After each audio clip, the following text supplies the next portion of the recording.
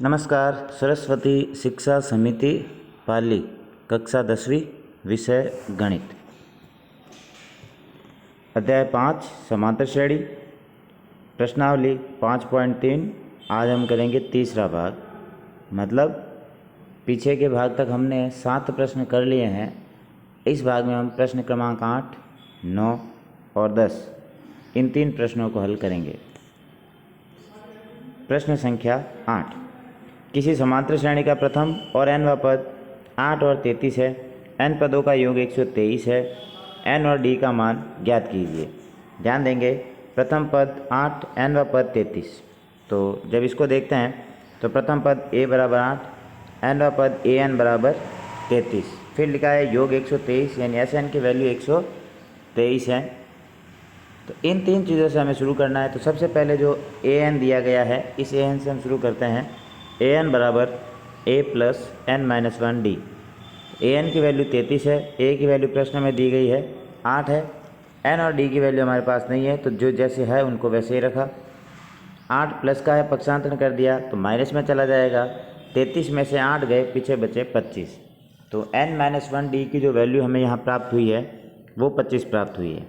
आगे बढ़ते हैं तो Sn बराबर 123 को लेके प्रश्न को आगे सरल करते हैं। फॉर्मूला Sn का लगाते हैं। Sn बराबर n/2 2a plus n-1d। Sn की वैल्यू प्रश्नानुसार 123 प्रश्न में दी गई है। उसके बाद n/2, n की वैल्यू नहीं है, n/2 हो गया। बाकी सारा a की वैल्यू जो प्रश्न में दी गई 8 लिखी हुई है, n-1d बाकी फॉर्मूला एज इट इज़ लिखा है। आगे बढ़ते हैं तो Sn की वैल्यू 123 है, n की वैल्यू नहीं है। 2 का 8 से गुणा किया 16 हो गए। और n-1d जो अभी अपन ने पीछे वाले समीकरण में निकाला था, ये n-1d की वैल्यू 25 है। तो यहाँ हम n-1 की वैल्यू यहाँ 25 रखेंगे। 16 और 25 को ऐड करेंगे 41 प्राप्त होंगे। 41 का n/2 से गुणा हो जाएगा। पक्षांतरण करने पे n/2 यानी 41/2 जो है वो 2/41 हो जाएगा। और 41 की टेबल से 123 को 3 बार काटेंगे। 3 का 2 से गुणा करने पर जो n की वैल्यू है, n की वैल्यू हमें 6 प्राप्त होगी।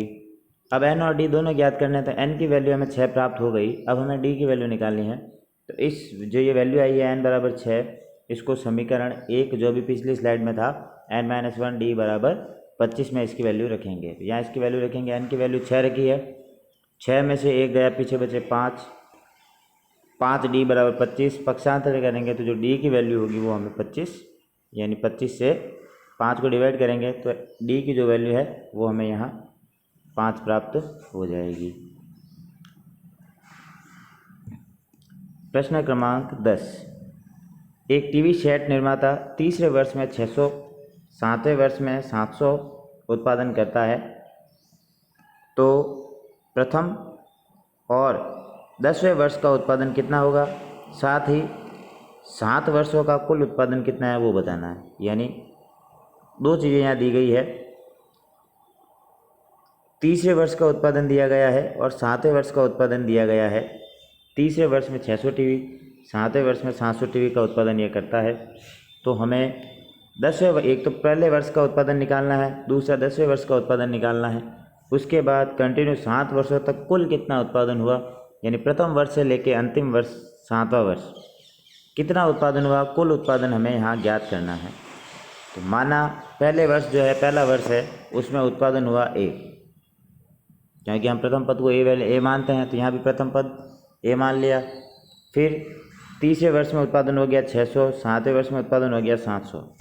तो तीसरा यानी a3 बराबर a प्लस 3-1d। a3 की वैल्यू 600 है, a की वैल्यू हमारे पास नहीं है, 3 में से 1 गया 2, हो गया 2d। ऐसे ही 7वें वर्ष के लिए लिखेंगे a7 बराबर 700, a प्लस 7 में से 1 गया 6d। अब इन दोनों समीकरणों की तुलना करेंगे, घटाएंगे। तो 2 में से जब 1 को घटाएंगे तो 700 में से 600 गए, पीछे बचे 100। a से a कट जाएगा, ये a है, ये भी a है, दोनों a आपस में कट जाएंगे। फिर 6 में से 2d जाएंगे, पीछे 4d बचेंगे। अब यहाँ से 4 का पक्षांतरण करेंगे तो वो भाग में चला जाएगा। 100 में जब हम 4 का भाग देंगे तो d की वैल्यू हमें यहाँ 25 प्राप्त हो जाएगी। अब ये जो डी की वैल्यू हमें यहाँ 25 प्राप्त हुई है, इस वैल्यू को कोई भी एक समीकरण, चाहे 1 में रखें चाहे 2 में रखें, वैल्यू रखेंगे। जैसे अगर मैं समीकरण 1 में रखता हूँ, डी की वैल्यू 25 है, 25 दूनी 50, पक्षांतरण करेंगे, प्लस का है माइनस में जाएगा, 600 में से 50 घटेंगे तो 50 घटते ही जो हमें ए की वैल्यू प्राप्त होगी वो होगी 550।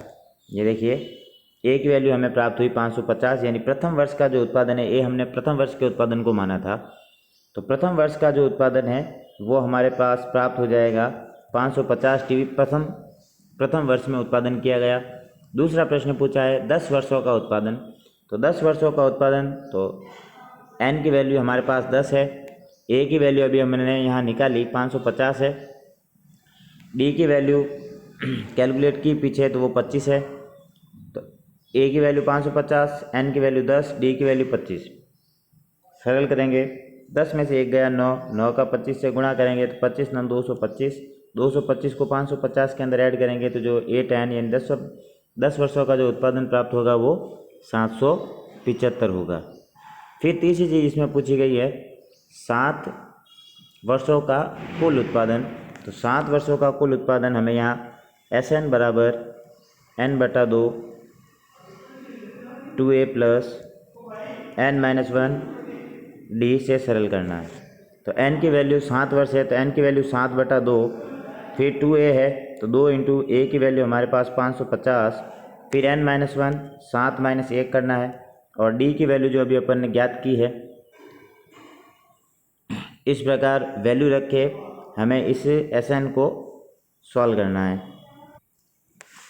यहाँ डी की वैल्यू जो है वो हमें 25 रख के इस प्रश्न को सरल करना है। 550 का 2 से गुणा करेंगे 1100 हो जाएंगे, 7 में से 1 जाएगा 6 का जब हम गुणा करेंगे 25 के साथ तो वो संख्या हमें यहाँ प्राप्त हो जाएगी 150 के साथ फिर 7/2 करेंगे, यानी Sn का फॉर्मूला हमें यहाँ रखना है, और Sn के फॉर्मूले से इस 7 वर्षों का जो कुल उत्पादन है उसको सरल करना है। नेक्स्ट है प्रश्न क्रमांक 9, 280 रुपये के पुरस्कार की राशि को 4 प्रतिभागी में बांटा जाना है।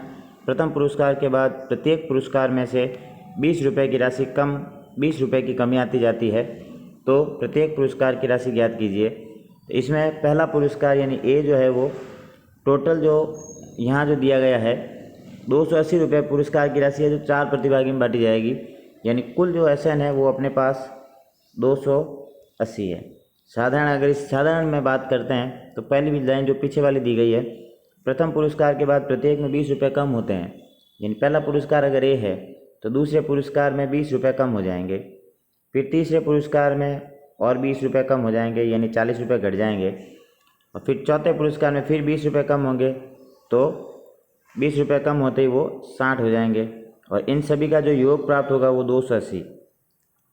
सीधा सरल कर सकते हैं, बिना किसी समांतर श्रेणी को बनाए हम इस प्रश्न को सरल कर सकते हैं, यानी 4 बार ए है, 4a - 100 - 120 बराबर 280। इस प्रकार से इसको सरल कर सकते हैं। 120 का पक्षांतरण करेंगे तो 160 हो जाएगा, जुड़ते ही 4a बराबर 100 हो जाएगा, 100 में फिर 4 का भाग देंगे तो a का मान 400 में 120 में, ये यहाँ देखिए 280 में 120 जुड़ेंगे 400 प्राप्त हो जाएंगे, 400 में जब 4 का भाग देंगे तो a की वैल्यू 100 प्राप्त हो जाएगी। तो प्रथम पुरस्कार 100 रुपये होगा, दूसरा पुरस्कार 20 रुपये घटा देंगे 80 होगा, तीसरा पुरस्कार फिर 20 रुपये घटा देंगे 60 होगा, चौथा पुरस्कार फिर 20 रुपये घटा देंगे तो 40 होगा। इस प्रकार हम चारों ही पुरस्कार की राशि को बिना समांतर श्रेणी बनाए ज्ञात कर सकते हैं। तो आज के वीडियो में मैंने प्रश्न क्रमांक 8 और 10 सरल करके दिए हैं और 9वां प्रश्न समझाया है जो आपको सरल करना है। आज के लिए इतना ही, आगे का जो भाग होगा उस भाग में हम नया अध्याय शुरू करेंगे। धन्यवाद।